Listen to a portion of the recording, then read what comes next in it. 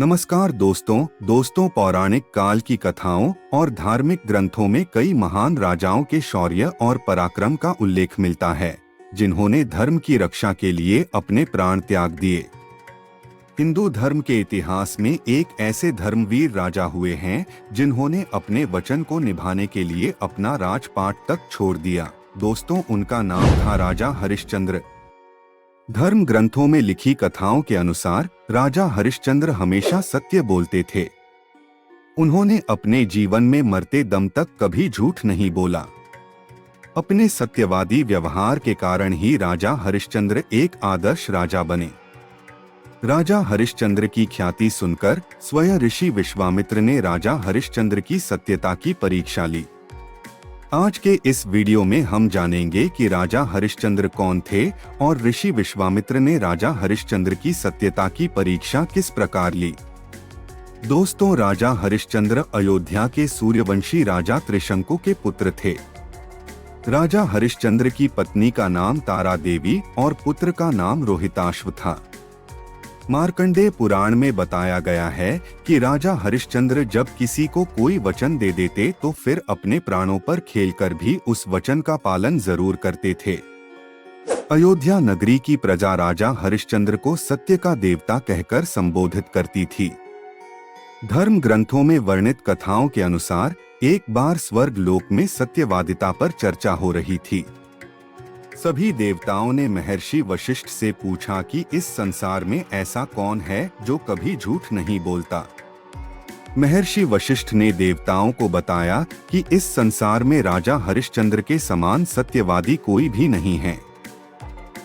राजा हरिश्चंद्र के लिए प्रजा के हित और अपने धर्म से बढ़कर कुछ भी नहीं है। राजा हरिश्चंद्र महान दानी, प्रजा प्रेमी और राजधर्म का पालन करने वाले राजा हैं। यह बात सुनकर ऋषि विश्वामित्र ने राजा हरिश्चंद्र की परीक्षा लेने की सोची। ऋषि विश्वामित्र ने उसी रात राजा हरिश्चंद्र के सपने में आकर उनसे सारा राजपाट दान में ले लिया। अगली सुबह ऋषि विश्वामित्र राजा से दान की सिद्धि के लिए दक्षिणा लेने पहुंच गए। अपना राजपाट दान में देने के कारण राजा हरिश्चंद्र के पास दक्षिणा में देने के लिए कुछ भी नहीं था। अपने वचन के पालन के लिए काशी जाकर राजा हरिश्चंद्र ने अपनी पत्नी को अपने पुत्र के साथ एक ब्राह्मण की दासी बनने के लिए बेच दिया। शमशान घाट के एक चंडाल ने राजा हरिश्चंद्र को श्मशान घाट का चौकीदार बनने के लिए खरीद लिया। ब्राह्मण और चंडाल से मिले धन से राजा हरिश्चंद्र ने ऋषि विश्वामित्र की दक्षिणा चुकाई। हरिश्चंद्र की पत्नी उस व्यक्ति के घर पर बर्तन मांजने और चौका चूल्हा का काम करने लगी। वहीं कभी सिंहासन पर बैठने वाले राजा हरिश्चंद्र श्मशान का काम करने लगे। दोस्तों, थोड़े समय के बाद सांप काटने के कारण राजा हरिश्चंद्र के पुत्र रोहिताश्व की मृत्यु हो गई और उनकी पत्नी अपने पुत्र के अंतिम संस्कार के लिए उसी श्मशान घाट में गई जिसके चौकीदार राजा हरिश्चंद्र बने थे। यहाँ भी राजा हरिश्चंद्र ने फिर से अपने कर्तव्य का पालन किया और अपने पुत्र की मृत्यु के दर्द को सहते हुए अपनी पत्नी से श्मशान घाट में प्रवेश करने का कर मांगा। क्योंकि श्मशान का कर लेना नियम था और वो अपने मालिक की आज्ञा का पालन कर रहे थे। राजा हरिश्चंद्र पत्नी से बोले कि श्मशान का कर तो देना ही पड़ेगा।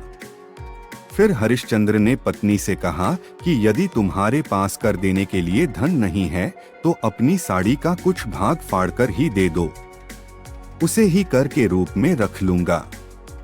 राजा हरिश्चंद्र की पत्नी के पास सिर्फ एक साड़ी थी जो उन्होंने पहन रखी थी। उसी साड़ी को आधा फाड़कर तारा देवी ने श्मशान घाट का कर चुकाना चाहा। जैसे ही तारा देवी ने साड़ी को फाड़ने चली तभी आकाशवाणी हुई और विश्वामित्र प्रकट होकर बोले, हे राजा, तुम धन्य हो। ये सब तुम्हारी परीक्षा हो रही थी जिसमें तुमने यह सिद्ध कर दिया कि तुम श्रेष्ठ, दानवीर, सत्यवादी और धार्मिक हो। राजा हरिश्चंद्र अपनी कर्तव्यनिष्ठा और वचनबद्धता की परीक्षा में सफल हो गए हैं। इसके बाद पुत्र रोहिताश्व भी जीवित हो उठा और राजा को उसका पूरा राज्य भी लौटा दिया गया।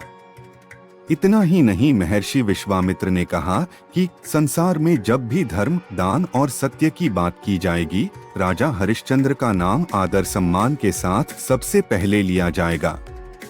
दोस्तों, इस कहानी से हमें यही सीख मिलती है कि हमें अपने कर्तव्यों से कभी भी पीछे नहीं हटना चाहिए, चाहे मुसीबत कितनी भी बड़ी हो। दोस्तों, वीडियो अगर पसंद आई हो तो सब्सक्राइब, लाइक्स और शेयर करना ना भूले। वीडियो देखने के लिए आप लोगों का बहुत बहुत धन्यवाद।